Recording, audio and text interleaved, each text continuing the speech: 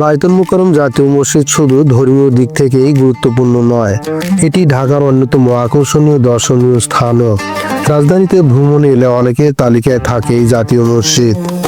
প্রতিদিন দেশের বিভিন্ন জেলা থেকে অসংখ্য মানুষ এখানে আসেন, কেউ নামাজ আদায় করতে, কেউ ধর্মীয় পরিবেশ অনুভব করতে, আবার কেউ ঐতিহাসিক ও স্থাপত্যশৈলী দেখতে। বিশেষ করে শুক্রবার, রমজান মাস এবং ঈদের সময় এখানে দর্শনার্থীর সংখ্যা উল্লেখযোগ্যভাবে বেড়ে যায়।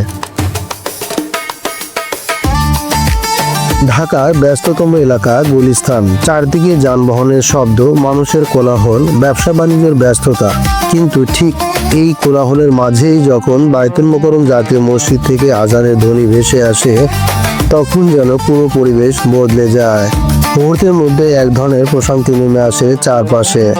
আজানের সেই সুরেলা আহ্বান মানুষকে স্মরণ করিয়ে দেয় এই পৃথিবীর সমস্ত ব্যস্ততার মাঝেও আছে এক শান্তির ঠিকানা।